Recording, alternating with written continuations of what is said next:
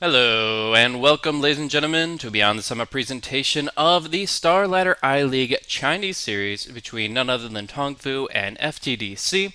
These two teams are going into a best of two, so we're going to be seeing potentially some early momentum here in Star Ladder China. This is only day 3, but we've got a nice little week ahead of Star Ladder, and of course, it's a nice little thing to watch while, of course, we're waiting for the majors to show the big dogs going at it. So, very happy to be able to broadcast these games on behalf of BTS for you guys, and without further ado, let's jump right on into it. I'm Blaze, and we've got ourselves a draft. So, looking at it right now, we've got TongFu actually going with the first pick. They burned a lot of reserve time, though. I will note that they absolutely took a long time to ban out that Darkseer. Their full regular time, and then probably like 40 seconds, 30, 40 seconds for the Darkseer there. It seemed like they were gonna just figuring out the drafting strategy against FTD here. Maybe they hadn't done enough preparation for it. I'm not too sure, but yeah, usually the first ban isn't the one you want to be burning the reserve time on. That's the one you should know by heart going into the match.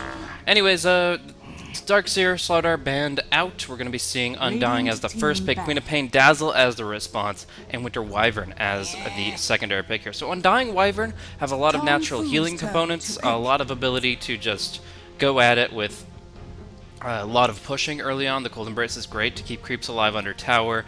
Tombstone is great to fight under tower. So I think this is really a deathball lineup. This is designed to, as soon as everybody hits level 6, them start running down lanes and just killing off people and obviously taking their towers with them. But they're going to need a little bit more physical damage emphasis for that. So you see the physical damage dealers here banned out, Razor as well as the Alchemist, while TongFu themselves take out the Gyrocopter and the Bounty Hunter. So should be pretty interesting to see kind of a different set of cores coming into play here.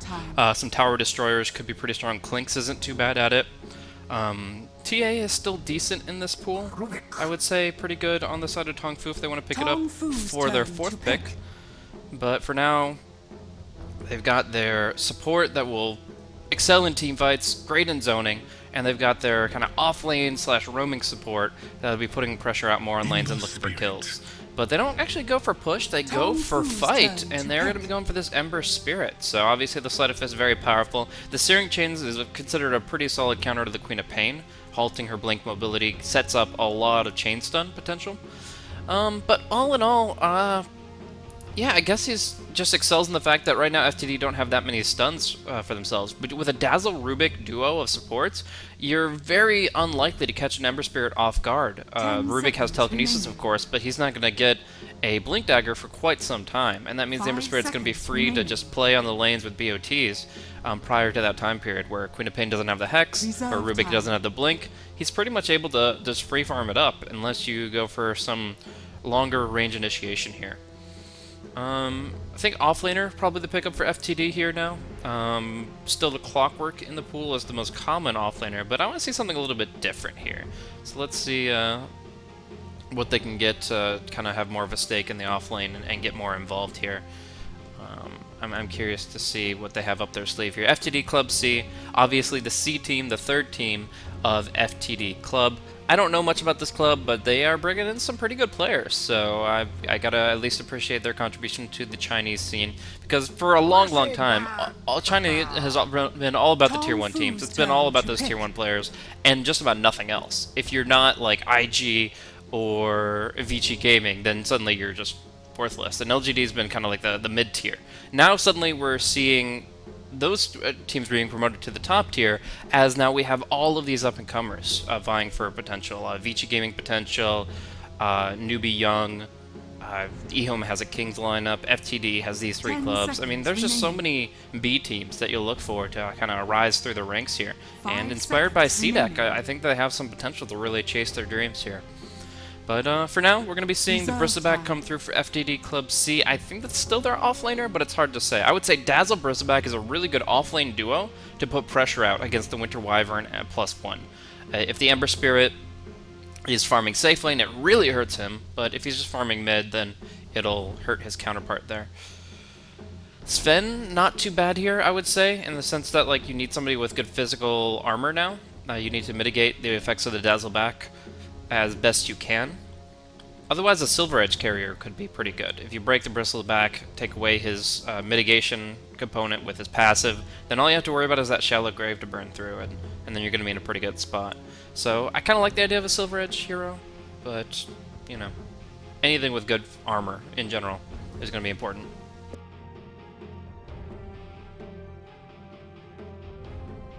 Templar Assassin. Radiant team ban. Templar Assassin is going to be that pick. I mentioned it earlier as a potential 4th pick here for TongFu. Still a really strong hero in this pool in general. But, yeah, you're going to be really relying on the Refraction to survive through all of this. And FTD.C could just pick up one hero that could negate a lot of the Refraction charges through damage over time. And from there, the TA might be considered vulnerable. I'm not so. I still think it's a strong pick, but I don't think it's going to necessarily address what FTD are bringing with the Queen of Pain and the Bristleback. I think TongFu is just looking to play their own game and just garner momentum. If they can start snowballing the Ember and the TA through the use of their kind of potent support draft they opened with, I think they have a lot of potential in the mid game. But you know, we'll have to see. For now, the Night Stalker's going to get banned out. Yeah, Bounty Hunter's still pretty strong here, I would say. Not bad at the very least. Reserve time. What else could you pair with that Undying down bottom? Really becomes the question then. I mean, a lot of heroes can work well with it. The Night Stalker would have been amazing with it, but you know, you can still go with like an Ogre, a Bounty Hunter, just something that really sticks to the lane and gets an annoyance factor up there. I think Spearbreaker could have been good for TongFu too, but of course FTD.C are picking first between the two teams. And Wyvern Undying certainly don't cancel Charge of Darkness very easily. In fact, the only thing you're going to really see do that is Searing Chains coming out from the Ember Spirit. Centaur Warrunner. Oh man, I love this guy. I've been drafting him a lot recently, and he brings a lot to the table. Centaur is just one of those heroes that, if he can get through the laning phase relatively well, he brings so much with his level 6 timing, and of course, when he gets his Blink Dagger. Hoof Stomp Double Edge, just a great combo to burst down these squishier heroes, and while Ember Spirit might be able to jump away before the Hoof Stomp connects, the Templar Assassin probably going to be inflicted on before she gets her Blink Dagger, and just creates some issues. Nyx going to be coming out for TongFu here in their offlane. This means Undying is not really going to be focused on that offlane. Undying plus Nyx, really not a great duo to put pressure out, and yeah, we're just going to have to wait and see. Did have a connection issue getting into the game. Hopefully that doesn't mean that we're having firewall issues again tonight, but we'll have to see as we start to load into the game itself. So, Centaur Warrunner, is that going to be a safe lane Centaur? No, it's going to be off lane Centaur and then safe lane Bristleback, presumably. I still like the idea of off lane Bristle Dazzle. I think that duo could still be really annoying. We're done with the draft, Valve. Please reboard. Take us to the game. There we go. Hey, voice commands. At least those work. Alrighty, so we've got ourselves a nice little game here, and let's check it out. We're going to be looking over at the Radiant side here. This is actually my first time casting the C team of FTD, though I have seen plenty of their A and B squads. Featuring is going to be the Bristleback here. That'll leave Monet on the Queen of Pain side lane here. She's going for that Null Teller start with the items you see there. That's going to be Aeon and the very interesting Dazzle Garb. What is that get up there? I don't even know what I'm looking at right now. He's got baggy dress. He's got the crazy headpiece. He's an Acolyte Priest, apparently. So that's interesting. But we're going to see a clash, so enough with the cosmetics. Let's see some blood. We're going to see two heroes caught in, a nice two-man decay, but now we see a Nyx Assassin brought into a really bad spot, and he skilled his Impale level 1 instead of the Spike Carapace, so no chance to get out of there. I'm really not sure about that invasion tactic. I mean, obviously I didn't expect FTD.C to have suddenly 4 heroes behind the tree line, but man, that was very unfortunate, and I think they probably... first of all, you save your skill point to make sure that you can get the most value out of it. And I think the Spike Carapace would have been a little bit stronger there. Not much stronger, since the stun's only half the duration of that of the Impale. But maybe enough to get him out, because he doesn't have to turn to cast it.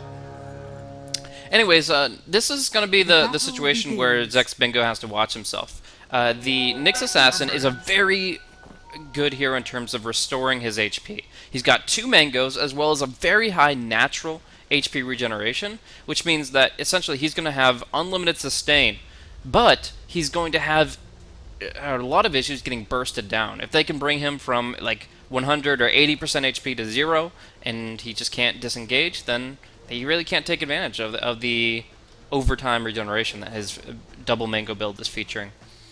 Anyways, so I was doing some introductions here where we've got the bottom lane pretty well covered with Ripuk on the Rubik. That's a fun name. Faith getting involved here. Trying to do what he can, but, you know, he's just actually sticking with the Nyx Assassin here. I didn't really think this lane had too much dual lane potential. Usually just see the Nyx going solo so he can get the faster 6, but here, Undying thinks he can make something happen, so he'll do his best to accomplish that. But we'll have to look over the other lanes while that goes back and forth. And he does get his boots on the Undying, so he's going to be very involved.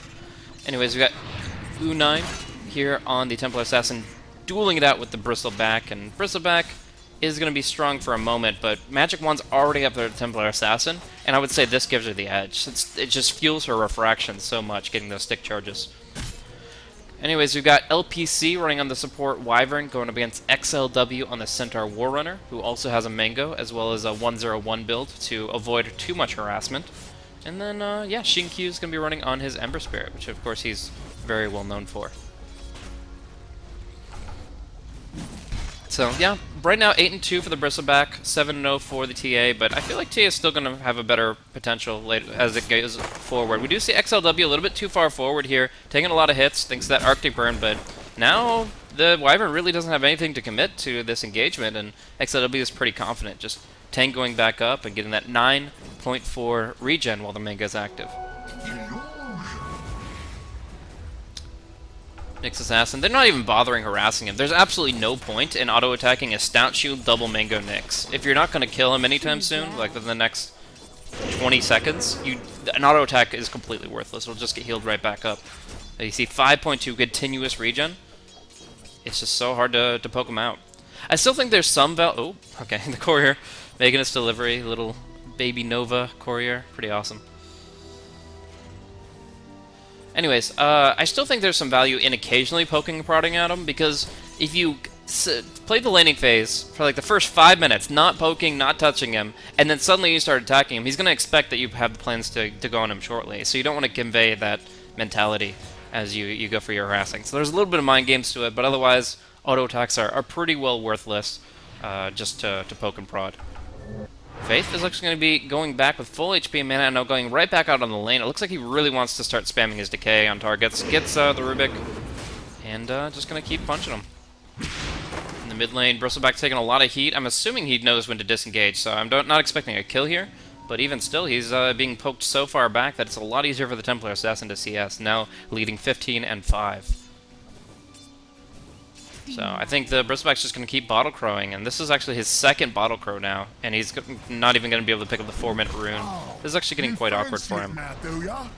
I think Bristleback will bring a lot to the mid-game, but in this early stage, it's not doing much. Actually, you can see up top here, the Centaur Warrunner looks to be going down. One more hit. He tries to trade hits with him with the Double Edge, the Flame Guard level 2. Let's see, 200 absorption, the double edge is 250 damage, so I think that would have actually killed him since he dropped so low from the tower. Either way though, Centaur just caught a little bit too far forward in this really nice Wyvern play. The Arctic Burn doing a lot of work here. Surprised about the early Sleight of Fist though. You'd expect more like the second point in Searing Chains. And a Phase Boots build at that! Man, we're going to see something very different from this Ember Spirit. Shinkyu, I haven't really tracked his more recent Ember Spirit builds, but I'm expecting something completely different than what you normally see. Going for Phase instead of Treads or BOTs. Oh, Faith going to be caught out here. It does have the Soul Rip, but not a lot of creeps to make it useful. He's going to use it, I'm sure, but maybe just for the kill on the Rubik. No, he heals himself, and they do get the stun and nuke combo onto the Rubik. So they get one and try to disengage from there. A lot of magic stick charges here on Bingo, so he will be able to make it out and heal right back up to full. Very nice maneuver there. Close, but they will find their quarry in the end. The Rubik's so slow, even with boots. But yeah, so talking about this Ember Spirit, I really feel like we're going to be seeing something different. A lot more emphasis on Sleight of Fist, where the attack damage is much more valuable at plus 24. And maybe even some right-click items. Like, obviously, Drums is still really good for the stats overall, and I expect him to maybe still at least pick up that staple, but maybe we'll even see something more fight-oriented and combat-oriented than the Battle Fury.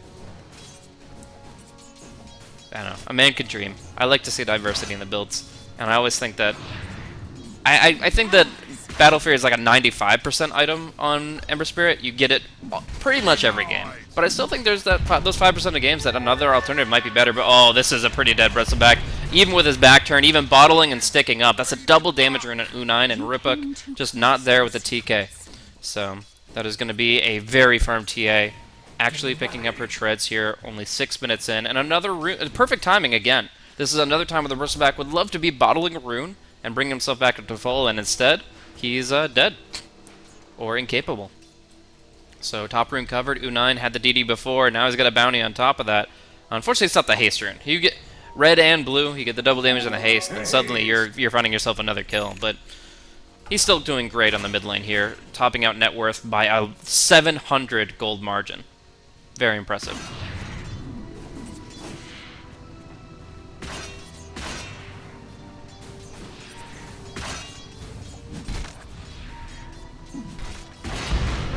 So we're going to see an engagement here as they go over the cliff. Faith and LPC converging onto Bristleback, trying to shut him down, and they'll accomplish just that. We will see some damage going into Faith here, but the Cold Embrace heals him right back up. No problem at all. So they make a good rotation.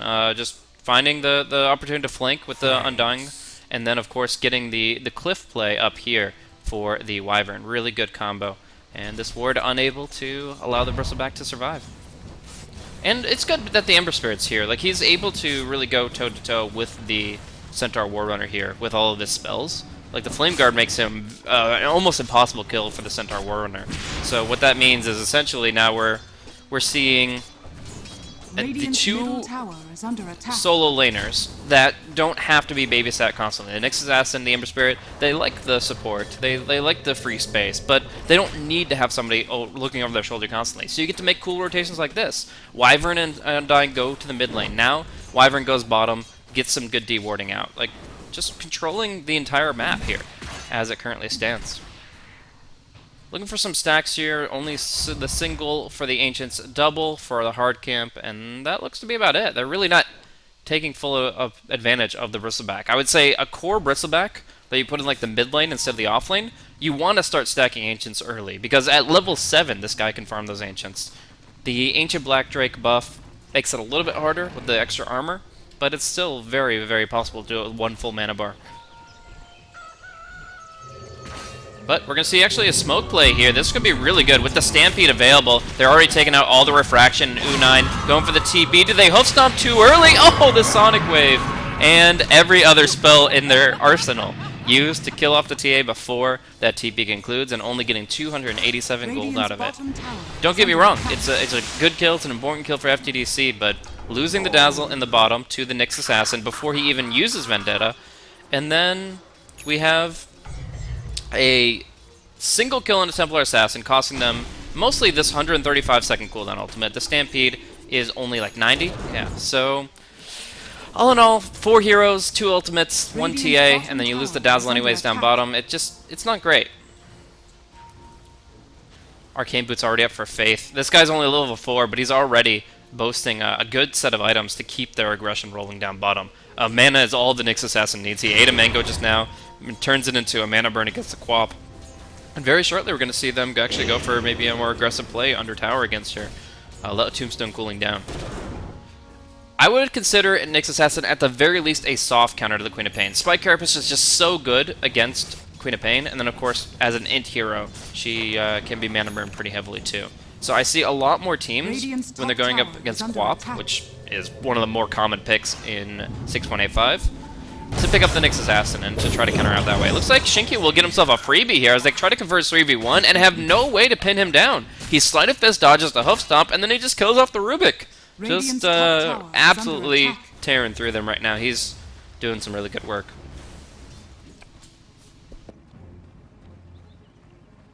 Now we're actually going to see them look to dive. Wow! It's just such a strong hero in such an aggressive position. He's going to go in with a little bit more Remnant, but that does cost him a lot of mana. Still he'll wand, drop the chains, and kill off the Centaur, while the Cold Embrace negates the heal bomb from Shadow Wave. So Shinkyu under tower, perfectly fine, and just going to look to TP away. As try as they might, they can't finish him off, and that will set them up for a 7 and for 2. While TA just sits in mid and free farms. Her ancient stack is looking pretty dry as well. And then, of course, Faith is getting solo experience while the Nyx is starting to get mobile. Probably looking for the Blink Dagger next. Arcane Boots are really good still, but I think the Blink Dagger is probably more important here. Radiant's bottom tower is under attack. And there's the Bristleback starting to go to work, but this is so inefficient. Wasting so much mana on these Ancients and only working with a double stack here. Nyx Assassin waiting for an opportunity, but he is getting hit by 3 Quill Sprays.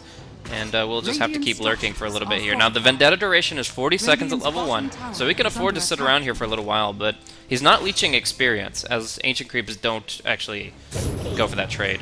Did you see Center Warner trying to hoof stomp his way out of this one, but it looks like he'll just be going down, and really can't do anything to help himself.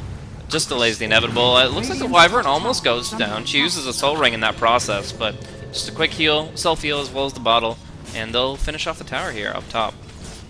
Meanwhile, look at bottom! Friggin' Faith! He's in a 1v0 lane.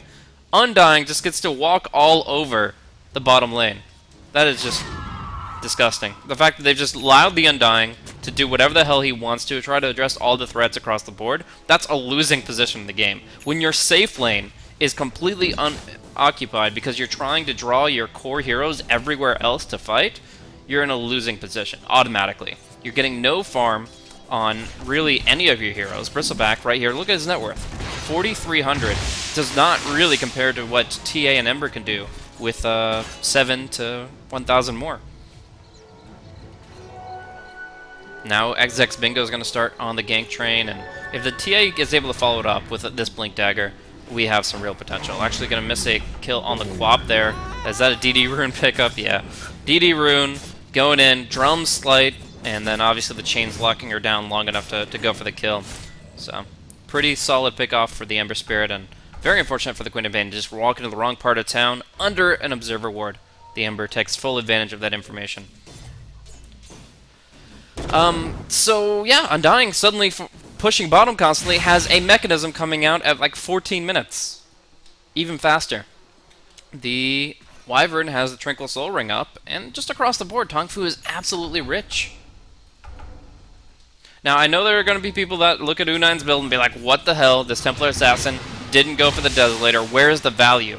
Why doesn't she go and get that cheap, amazing item to push down towers faster and to farm up creeps faster? Well, the reason really comes down to their heroes. They have a Nyx Assassin lurking, ready to fight, and they want the TA to be able to get in position to follow up on Vendetta plays constantly. Do, however, have a big jump here, Winter's Curse, and the Meld Strike to bring down the Dazzle instantly. No Shallow Grave, and they've already used the Stampede. There will be a beautiful combo from Monet, dropping the Scream Sonic Wave and taking down the Nyx early, thanks to the fact that Spike Carapace was used. But now we have Shinkyu on the front line, double Searing Chains. Oh, a 3-man hoof stomp and a double edge, taking down the Undying and looking for Shinkyu too. Oh my, what a turn of events. U9 taking a lot of hits here, and Monet sending him packing with just one more right click. No, he melts, he blinks, and he'll look to disengage with the Refraction. Centaur Warrior can't keep up. They want him so bad. He's down to 38. What? Holy shit, what did you just do? Oh no!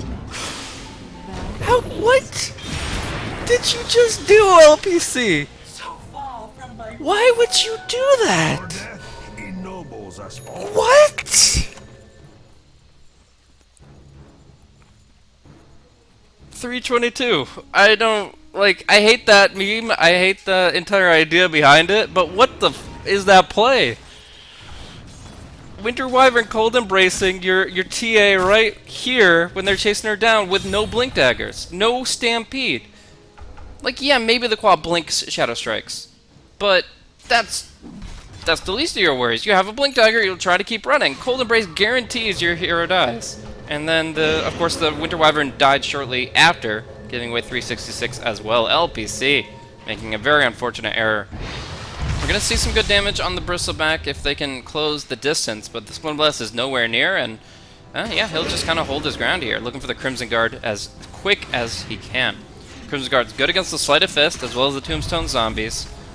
You can argue it's good against TA, but I'd say she's a little bit too bursty for it to really mean much. Like, she has so much bonus damage with her hits that your Crimson Guard block is going to be only taking down a small fraction of that. Still, he needed something to tank up to survive longer and longer in the fights. And we're actually going to see a missed Searing Chains here as they lift up Shinkyu and put him back into his allies. But still, the Shallow Grave will merely delay the death of the Rubik. If they just have one more stun, there's the Searing Chains. That'll find 2 as the Dazzle goes down with them. Now into the Tombstone. They'll take down the Ward, but they've already lost 2 heroes and they're about to lose a tower. Tombstone going to be guarded here. Bristleback gets locked in position here despite that Stampede, and they will get a nice Winter's Curse. But they are going to get the Sonic Wave to kill off the Nyx Assassin. Once again, pretty squishy hero without the Carapace. But Shinkyu is still ready to fight. Dodges the Hoof Stomp narrowly, but might just get right-click down. Nice Soul Rip to keep him up. Still, this Bristleback stands his ground, and it looks like he'll be okay. Will this be a Roshan attempt? I feel like with a Stampede down, you have a chance at it, but you're probably less confident thanks to the lack of Winter's Curse. You really want to force the Stampede, and then have your cooldowns available to take Roshan cleanly. Otherwise, the TA has to sneak it. Invisirun helping out on the Centaur Warrior. He's going to buy his Blink Dagger, so whether or not he dies here, it doesn't really matter, but they are going to get the Tombstone, and that should get the kill. Tombstone stolen by Rubik. We'll throw it the other way, and Dazzle is healing up XLW. They're going to kill off Faith, and the Centaur, if he just hits these zombies, will be fine. Zex Bingo walking away from the enemy Tombstone, and that's actually going to be a very nice turnaround for FTD.C. 10-13. I feel like TongFu were just in a much better position this game, but a lot of these fights have gone very awkwardly.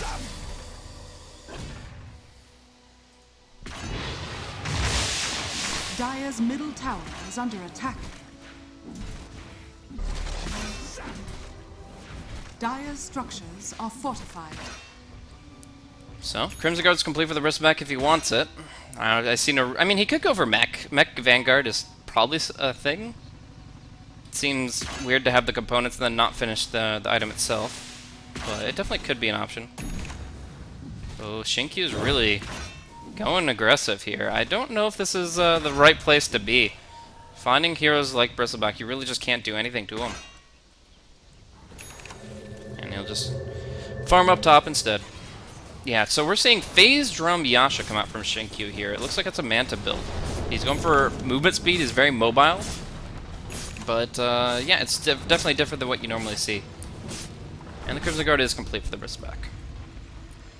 Value Bracer Gaming for Dazzle just trying to survive. We do see a little smoke flick here coming all the way from the base. When you smoke from the base, you know that you don't have map control. You don't have any wards out on the map. You don't have any good understanding of where their wards are. So they smoke as far back as possible so that this doesn't show until the last possible second. They combo up on Shinkyu without the Flame Guard coming out, and that is going to be a very nice solo kill.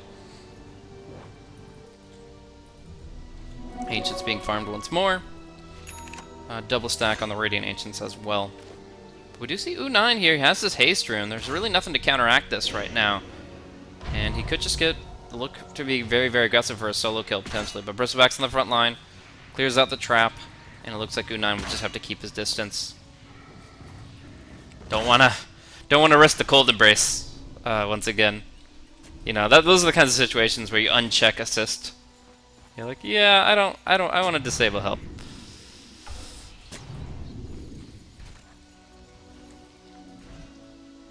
So, Force Staff coming out for LPC. I'm seeing this item a lot more on Winter Wyvern, and overall it's just a great item. So, Force Staff, you know, when Blink got its its mana cost taken away, Blink just completely dwarfed Force. But I feel like Force Staff is back in play as far as one of the better utility items to pick up. Obviously, Lincoln's is a lot more common these days, so it's a good Lincoln's breaker. And just in general, I think that it's important to disengage from a lot of the spells that we see thrown about more and more frequently. Is that Rubik farming with Tombstone? That'd be awesome. I think it was expiring anyways, so you might as well throw it out. Now they think about Roshan, just making sure the TA is not doing it. As soon as the smoke doesn't pop there, they move elsewhere. But it is going to be Faith just hanging out on the high ground. And actually, U9 smoked up. They've just got this 2-man smoke. They're looking to go into the pit. And this might have just been the perfect time. Oh no, they just checked the pit. And now Unan's going to walk in and take a free Rosh for himself with Faith hanging out behind. They literally just smoked there, so there's no way that they can expect them to be in that position. The smoke is going to be perfect, and this is going to be TongFu getting a free Roshan. Centaur does have a blink. He has so many ways to get there, but they just don't expect it because the observer ward they have in position without it getting dewarded, and just in general the timing of the smoke. That's just so awkward for FTD.C. Alright, so Roshan dropping down. Pretty swift with the -6 armor. And that will be him, the Aegis going to U9 as well. It's just so annoying for FTD.C to have that timing taken away from them. If they engaged into the pit with their smoke, it would have been probably just another 3 kills for them. But now we're going to see the hoof stomp, trying to bring down Faith quickly before he can get any heals off. But there's a beautiful Winter's Curse, and he does get the Tombstone out. Sonic Wave will come through, Faith will fall, but the Centaur gets cleaned up as well. Dazzle still has the Grave, might have to use it, but we do see Monet at least cleans up the Wyvern on the west. There's going to be a nice double stun coming in from Zex Bingo, and they'll clean up the Dazzle, as well as a million zombies here on the Bristleback. Cool Spray no longer killing these off. He's going to try to TP, and he will get chained up. Well, the Rubik dies to actually the TA, and then an Illusion as well. That's going to be 4 for 2. 2 supports for everybody but the Queen of Pain, as she just has to run and hide. A triple kill for Shinkyu as well, and I believe they kept the Aegis. No, they did lose the Aegis in that, but well worth it to find that much momentum now. 1,000 free gold on an Ember Spirit, not only with his Phase Drum Manta, but ready to move into the next phase of the game. I'm curious if I'm assuming he will go back for the Battle Fury. It's still a really good item for late game Sleight of Fist, but this build is so different that you might just see like I have Scotty. Like, just tank through everything. I mean, ignore the Sonic Wave. Until you're up against, like, an Agadam's Refresher Queen of Pain, you can't really burst down a Manta, Scotty, Drums, Ember Spirit. This is not really a thing. We're actually going to see Faith going on here. Silenced up early, so he's going to be going down quick. Doesn't even get to use the mechanism. And actually, Zex Bingo going in. Big stun combo, and they will get the Ember Spirit in play as well. But U9, Blunk to the bottom, and that will be a fail. But we do see Centaur still caught completely isolated, and again, some great chains for Shinkyu. This guy's been really on point with this skill in particular. Monet, not a time to be farming. He does have the Orchid, but the Searing Chains hits first, and he Manta dodges before the Orchid can come out. He doesn't dispel it, but he messes up Queen of Pain's targeting right when she needs it the most. So there you go. Now 21 to 14. TongFu once again running a train over their opponents, and it's just going to get harder from here. I really feel like FTD's lineup was meant to really find fights at the 20-minute mark, and now they're getting just completely killed off. Bristleback's still pretty tanky here. They're going to need some heavy lockdown to deal with him, and in fact, he's just going to keep walking. Oh, but walking back into harm's way. Now they might have a chance as they do go for the Blink Impale. Searing Chains and Impale stacked up, but they get in front of him, and that's what's important. They will go for the Winter's Curse on the backline onto the Dazzle. But the Shallow Grave did its job, and Bristleback got to stay in play for a long, long time there. Shinkyu out of mana and life, but Centaur about to be killed off as well as the Impale comes through. Zex Bingo, just the marksman in this fight. Unnecessary Tombstone just to make sure they've got this tower under wraps, and that is going to be another clean win from TongFu. I really feel the game could have been a lot different if this rush had been just contested more directly. If the smoke hadn't gone the way it did, if FTD.C essentially waited 15 to 20 more seconds on their smoke at a seat, and they broke when the TA was in the pit, I feel like that could have been a very different scenario than what we see before us. But TongFu got their Roche, they got the fights after the fact. That's 3 fights in a row, and now they're knocking at the Radiant base. Is that a Lincoln's build? Okay. So, very I mean, it could still be Battle Fury. I think it's probably Battle Fury. I don't think Lincoln's is good this game, mostly would be the reason for that. Orchid gonna be manted off easily, and now Monet, oh my gosh, the damage combo! As they just Carapace the Scream of Pain and bring him down quick. Wanding up, they're gonna go in for a little bit more as Centaur and Rubik are caught in a really bad spot. He will meld, he will get healed, but what doesn't matter? They've lost so much already. They can't hold their racks, and the Bristleback is going to be going down after the Shallow Grave expires. Dazzle killed off on the back line. Shinkyu wants one more. One single kill. Can he buy a gem? Just buy a gem from the shop. Dust. He tries to get it, slops it to his inventory, but he nearly gets pulled into the fountain in the same time. So he leaves the dust behind. Sells it back. I think he gets that 180 gold. Either way, they have taken the bottom lane, and they're the lineup with the better late game. They are in a great position to close this one out here and now. And while it looks like the mech failed, the mana restore is going to top everybody off and allow them to retreat with everything available. Yeah, Xinqiu's Battle Fury has been acquired.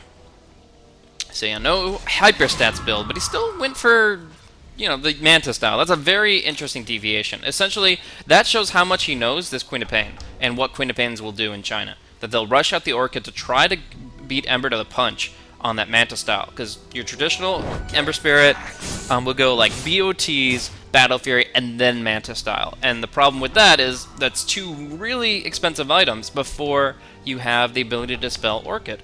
So the idea behind it, of course, is that then Monet, with a +1 of any stunner, which in this case would be Centaur, Queen of Pain Centaur could just always gank the Ember Spirit when he's farming solo. But he goes for the Phase Drum Manta build, and he gets the Manta complete at the same time as the Orchid, making it pretty much useless this game. It's good against the Wyvern, but we haven't seen it used that way just yet. And the Undying, it was used once against him, and it was really strong. But now Faith has a Guardian Greaves, and should be able to negate that as well. Interesting spot for Rubik here. And it's actually going to be featuring going in onto Faith. But he's got... Oh, he doesn't get the Guardian Greaves out in time. Gets burst down a little bit too hard here. And now they're going to combo up on U9. Wow, these are some big kills coming out. But U9 will meld, try to run away with the Glimmer Cape. But he actually just kills the Queen of Pain before going down himself. Now Xinqiu slashes down. One more target, and actually going to be looking for the Dazzle as well. No grave for you. Bristleback all by himself. And at least look to kill off the Nyx Assassin. Very close to killing him, but it looks like it's just not going to work out the way he wanted it to. Oh, gets the magic one. More quill sprays coming out. But in the end, it looks like the Bristleback will have to fall back. And actually going to be Xinqiu catching him with the chains. Oh, this is bad for Zex Bingo. You don't want to tune this too far under tower. Trying to just kite just outside the radius of the quill sprays. And finally Xinqiu. Oh! For the first time this game that I've seen, he misses the Searing Chains.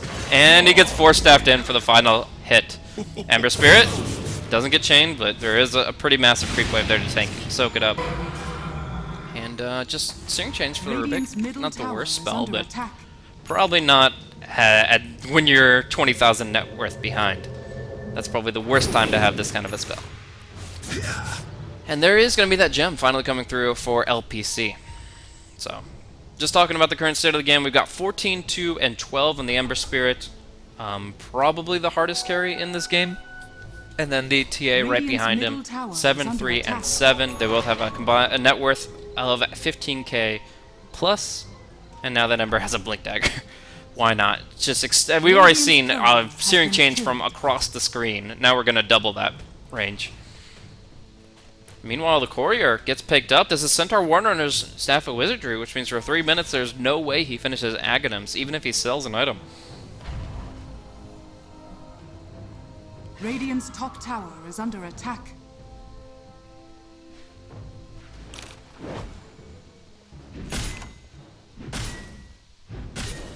Radiant's top tower is under attack. And Queen Pain does pick up a BKB, that's kind of nice, but I think she just makes her more of a Winter's Curse Meld Strike target than anything else. I mean, they still want to focus on the Dazzle because the Shallow Grave is so clutch, but if they can find a way to pin down the Dazzle and then use the Winter's Curse on Queen of Pain, then TongFu just have the easiest team fight of their lives. Overall items, anything else? That Aghanims on the Centaur is pretty huge, but that's not going to be there for a little bit.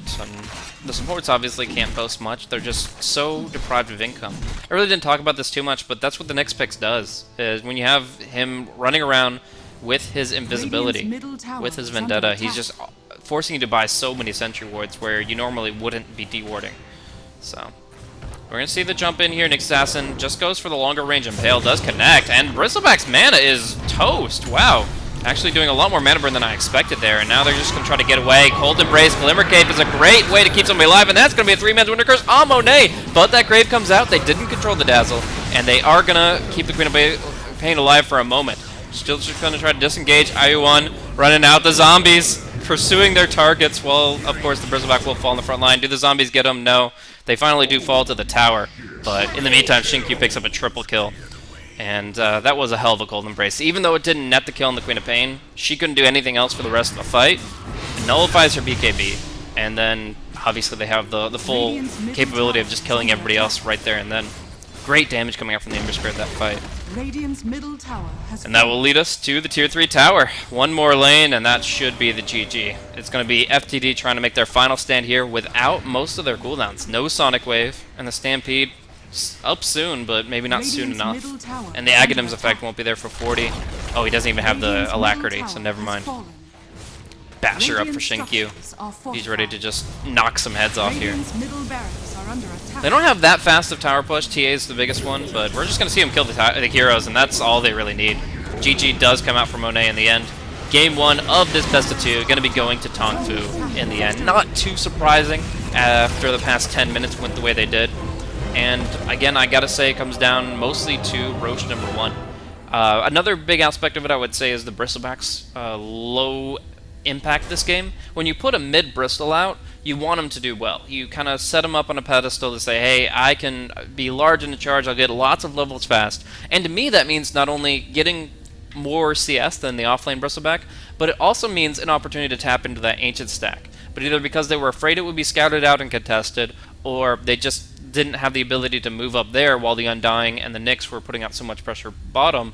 Either way, they lost out on the ancient stacks. They almost had no stacks for him that game, and he just couldn't get off the ground. Crimson Guard, Sanjin Yasha, Bristleback, he's just a sponge for that fight. They really don't get much value out of that hero in that situation. So that didn't really work out for them the way they wanted to. The TA obviously trounced them, and the ganks were great from Faith and LPC.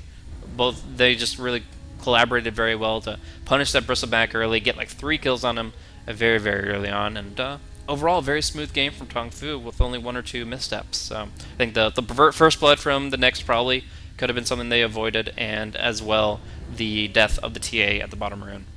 Kind of funny.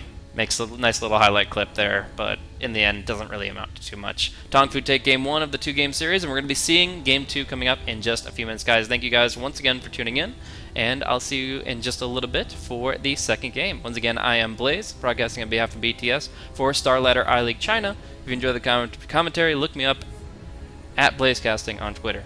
Anyways, we'll go to some ads, and we'll come back with Game 2 in just a minute.